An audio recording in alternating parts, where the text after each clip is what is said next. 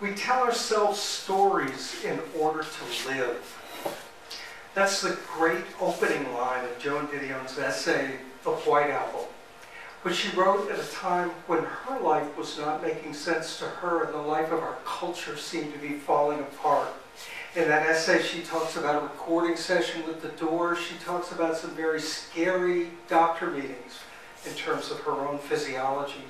The lives that we live in the time that we all share now is a time where the stories that we tell ourselves in order to live might make sense, or they might be in conflict, or both. In my family, I have a pretty good sense of what my story is about the world and about what's needed and about where America needs to go, and my brother has a great story too. The only problem is you can't live in both those stories at once, because my brother and I have completely contradictory ways of looking at the world. Culture wars, to me, signifies that something very deep in which we should be drawn together. Culture, the continuity of our tradition toward a future. That the culture is torn by strife, such that I may have a perfectly good sense of what's true, reasonable, valid, valuable, and everything else, and you may as well, but we don't. So one way of responding to that is to think, well, it's a good thing I'm right, and it's a good thing there are other people like me, because there's so many people that are wrong, the world's just going to be all messed up. So I want to take a quick straw poll.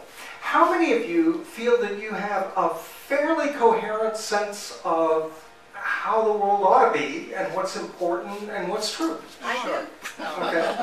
How many of you think that there are people in your world who don't share your view of that? Yeah. How many of you are just okay with it? That's fine. That's not a problem at all. It doesn't bother you. Not quite so many hands, right? So if I think about myself as an individual, I can think, as long as I understand my place in the world in a coherent way, I've got the meaning that I need. I've got the story to tell myself in order to live. And yet, most of the hands didn't go up in order. Most of you, like me, seem to be indicating that it's bothersome. Not necessarily that other people disagree with me, certainly not that other people differ from me, but that there's conflict over it, that there's strife and discord, and I would even say that the most prominent feature of our shared culture is its conflict. There have been times in our country where I think maybe some kind of agreement or common purpose was in the foreground. And I think we haven't seen much of that in a long time. So, what I'm interested in is how we might think ourselves beyond that. I'm not going to be crazy enough to suggest we can get beyond that based on anything that I say. But I am wanting with you today to use the resources of philosophy, to think into a space where we can understand in some sense how we might get past the conflict, so that instead of thinking of it in terms of this is right and this is wrong, it would be a matter of complementarity. And so the way I pose that question is, if conservatives trust in the past, right? Conserve, right? It's already there. We need to keep from losing it. And if progressives trust in the future, we want progress. Why should we stay where we are? We can be so much more. Think Michelle Obama, when she was criticized extensively for making a reference to the America that she believed in as the America that really hadn't been entirely realized yet, right? Do you all remember that remark?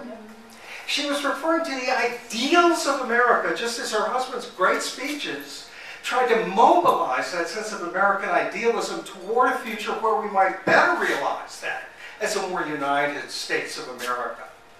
And so for me, what philosophy might enable us to do is to step back from the level of conflict, to step back from this is the truth, this is the truth, this is what's wrong with America, this is what's wrong with America, to find a space in which we can have different perspectives on value and at the same time recognize the values that are at stake. Not to say values aren't important. Not to say there is no truth. We're in an age of post-truth. You can say whatever you want. But to find that place where, in our differing perspectives on what's important and what matters in life, we can be talking from the life that really has some common elements for all of us.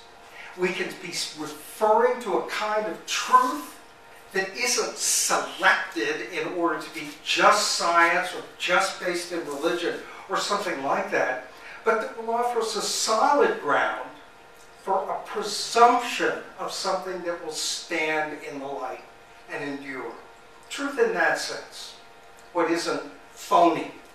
What isn't just passive and trivial. And finally, through that process, I believe that we can find a perspective that lets us complement what we know with what we don't know in a way that leaves room for faith in the lives of individuals and groups.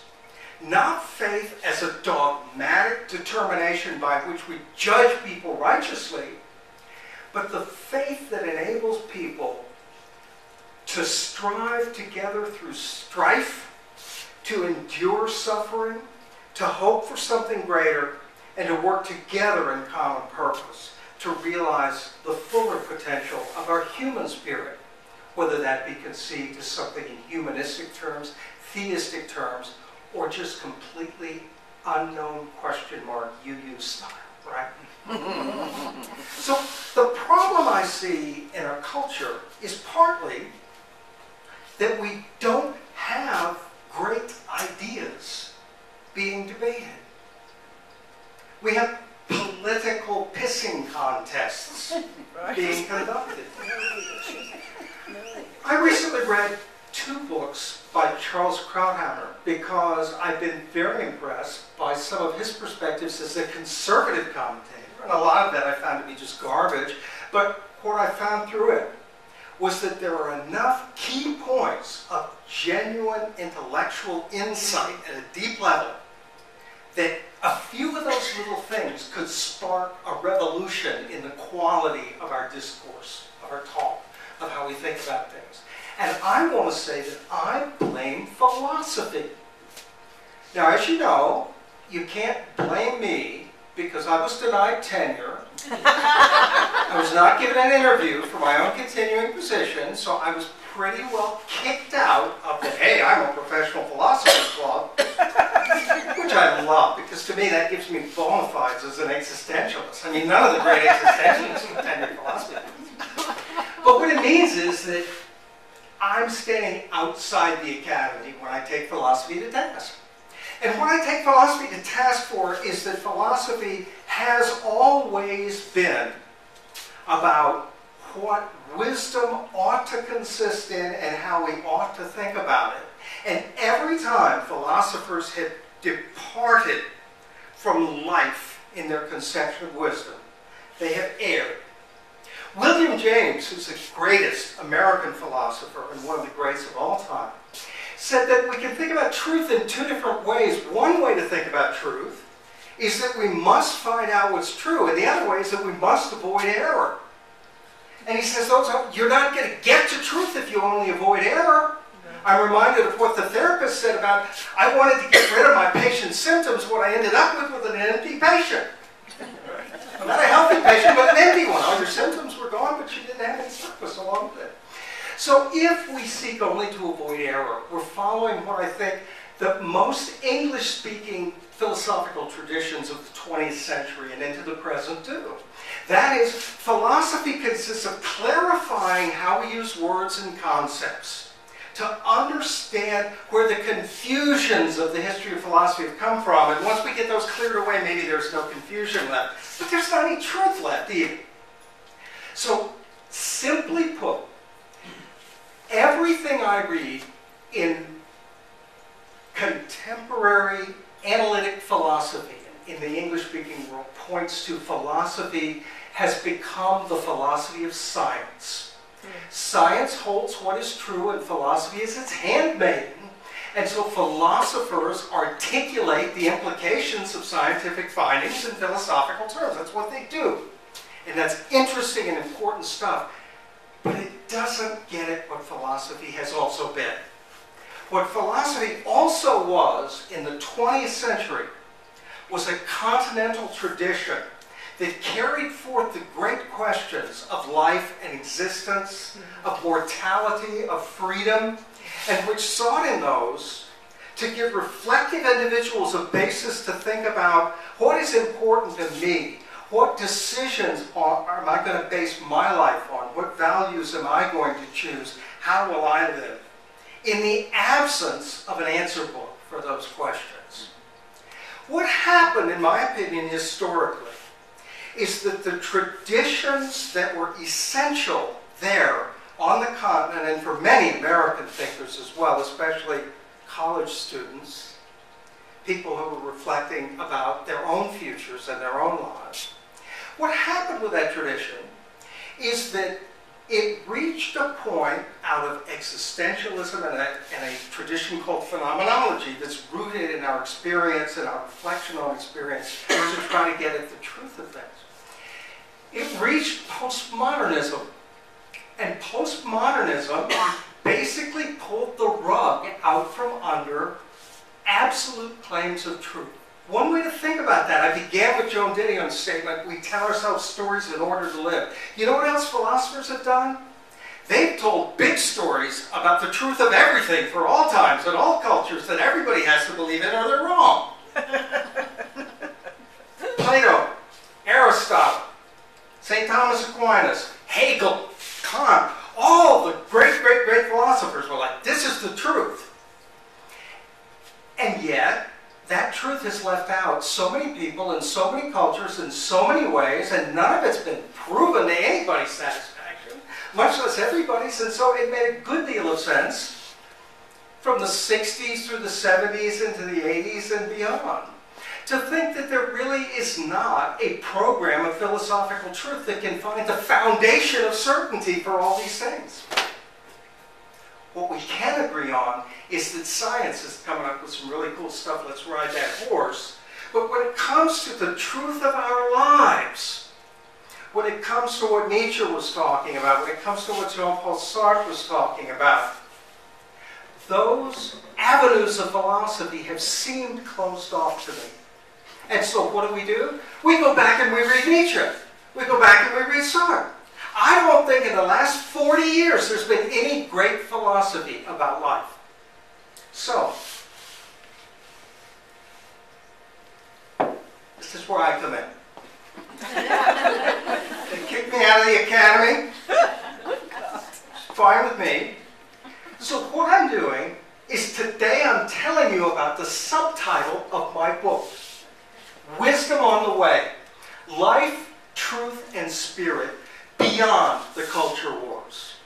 Wisdom on the way, as in, we're afterwards from a whole tradition of philosophy, but we haven't found the new thing yet. The stories that we've lived by seem outmoded and conflicted, but we haven't found the new thing yet. I'm not saying I have the new thing.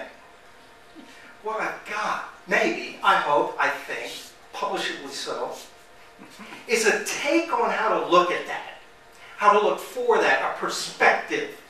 Not just, well, you could do this, you could do this, you could do this. And my perspective is to take an old notion out of perceptual psychology, of the Gestalt that I've shared with you guys a lot of times. So most of you have heard me say this before. The Gestalt is how, in perception, things come together and make sense. So if I'm looking at something as I'm driving down the road and I go, what is that? Is that a mailbox? Is that a straw person? What is that? What is it?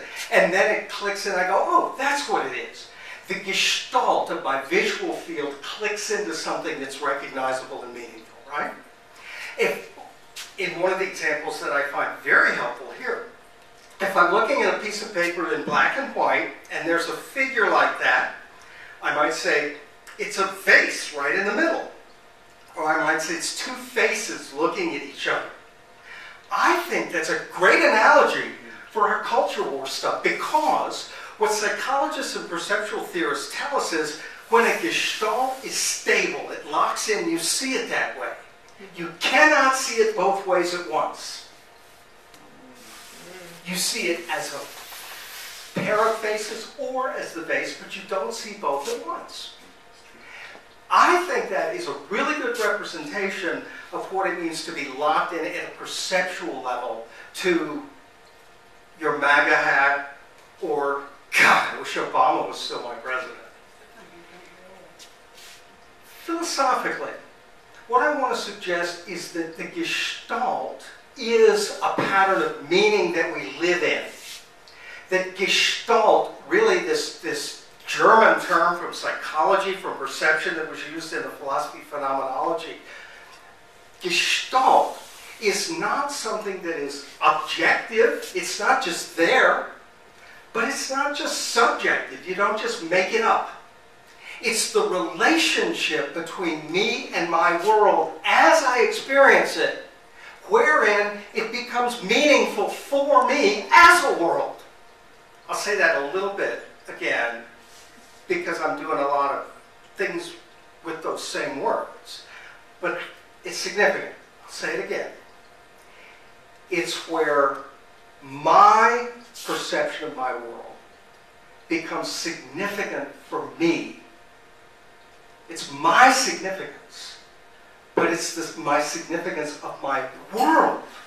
Not I'm making this be the case with the world, right? It's not, it doesn't feel like I'm imposing that's a mailbox on the world. And yet the meaning that clicks in there is my meaning for my world. So it's relating me to the world in my lived experience.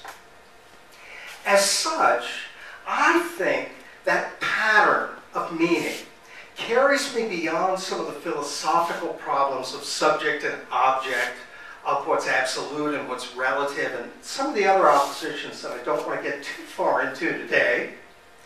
But what it also does is it opens up areas where we can say these complement each other. So the view of things as faces, the view of things as a vase, if I step back, as philosophy does, if I take that reflective step back, so instead of being locked into the looking of it, I'm reflecting on what I saw. I said, well, I saw it that way, I saw it that way. It seems to be both. Two aspects of the same thing, right? Yin and yang. Many of you are familiar with Chinese philosophy. And in Chinese philosophy, yin, the yielding feminine principle, and yang, the active masculine principle, are coextensive throughout all there is. And everything, all the 10,000 things, are made up out of how they play and interplay amongst each other. Think for a moment of a television that, let's make it simple, let's say it's a black and white TV. And you're watching a movie on a black and white TV. And there's a whole world in this black and white TV going on in this movie. What do you need to have that TV picture? You need contrast to have a picture, right? You need some pixels that are lit and some that aren't. You need black and white. And if you have black and white, all you need is those two. And you can make a whole world, right? Mm-hmm. What I want to suggest is that there's a way for philosophers to articulate the different perspectives on our lives as like the black and white that mingle in different ways to create different pictures, in which different people interested in thinking these thoughts, whether they're philosophers, psychologists, homemakers, gardeners, whatever we want to be, can engage the resources of philosophy in new and liberated ways. To think our own thoughts about what we would create out of the flux of possible meaning in the world. In other words, I'm suggesting philosophy should not be taking us to a truth. What philosophy should be doing is opening up the resources for us to develop and pursue our own perspectives on where truth seems to lead for us. And so I want to touch, in conclusion, on 3 different areas of that I think are especially fruitful for going beyond the culture wars. The first of those is the life we share. If the existentialists are right, there may or may not be a fixed human nature, but there's certain things that come with being alive. And if you ignore the questions and challenges that come with being alive, according to the existentialists, you're wasting your life. Or at least, you're not living it consciously and therefore not to the fullest in the sense of your engagement in it. So what are the things that come with being alive? One of the things that comes with being alive is we know we're going to die. At a certain age, it becomes clear that we're going to die, right? So I can engage in cryogenic projects and all kinds of other things, but how do you deal with the fact that you're going to die? How do most people deal with that? Most people in America believe in God, and believe in a soul, and believe in an afterlife. And that changes the way we look at death, doesn't it, if we believe that? Not a thing wrong with that, in my opinion, but it's a big deal about what it has to do with how I look at life and death. Suppose I'm a humanist and I don't believe in it. Well, there were certain people of an existential bent who always seemed to be like, oh, there's no God, oh, there's no soul, oh, there's no afterlife. Most of the Unitarian Universalists I meet who don't believe in God are like, why should there be? Why should there be a God? Why should there be an afterlife, you know? Kind of like my ex-wife who worked in hospice, when people would say, like, why is this happening to me? It's like, why should you be immune from that, right? Why shouldn't it happen to you? And so we have to deal with the fact that we will die. And while we're alive, we have to deal with the question of what we're going to make of the life we've got, don't we? And so the questions of value and commitment and decision. And along with that, with relationship, we have to deal and focus on that one too. So I want to suggest that in the lives that we share, there are motifs that are classic philosophical and religious questions that need to be reflected on, and we can do that. And we can do it together, and we can agree to disagree. We can, instead of saying faith is just a completely stupid endeavor for anybody, we can watch Aretha Franklin in Amazing Grace and go, something's going on there that works for that woman, etc. So, in terms of truth, I mentioned that postmodernism seems to pull the rug out from under some of the claims of truth, but I also suggested that we might look toward a truth that was presumptive rather than absolute. Philosophers traditionally have used the metaphor of a foundation that an edifice of truth is constructed on. They wanted it to be a matter of certainty. I prefer roots to a foundation because roots keep growing, but they keep it in the ground. If what we're saying is grounded in the experiences we're coming from, if it's grounded in the evidences we point to and the motivations we have, it can serve life, it can be of vital importance, and there may still be ways that those branches will bend with the winds, and it can still be deeply rooted and presumptively true in that sense. And so I think it's absolutely wrong. I'm not an absolutist, but it's absolutely wrong to say that truth is whatever you want it to be. Because if truth is whatever you want it to be, there is no truth. And we need something like truth. And since we need something like truth to keep people from being complete phonies and liars, we need to honor that. And honor that as one of the traditional values that we need to carry forward. And so if we can recognize the traditional values that are involved in faith, whether we agree with it or not, if we can acknowledge the traditional values that are involved in truth, then I want to suggest that spirit can be a recognition that greater than the individual, greater than the small collective of several individuals or a family or something like that, we might feel ourselves to be engaged in a larger purpose. We might speak of the human spirit. We might speak of something that relates to our seventh principle and the interconnectedness of all being. But in any case, there's a whole lot of evidence that indicates that the meanings that we derive from our lives, the stories that we tell ourselves, have to include some element that we belong to something bigger than ourselves. It doesn't have to be divine. But it has to be bigger than we are. It has to be bigger than just, yeah, you and I agree on this one thing. So if I'm right about these things, it's entirely possible for philosophy, probably outside the academy, but it's possible for philosophy to bring to people perspective that will let anyone who wants to think forward in a way where we can open up those closed gestalts, where instead of having everything settled, we can unsettle it. The moral philosopher and moral psychologist Jonathan Haidt says, when we want to believe something, we ask, can I believe it? When we don't want to believe something, we ask, must I believe it? And therefore, we continually confirm the prejudices we already have by that self-selecting process of inquiry.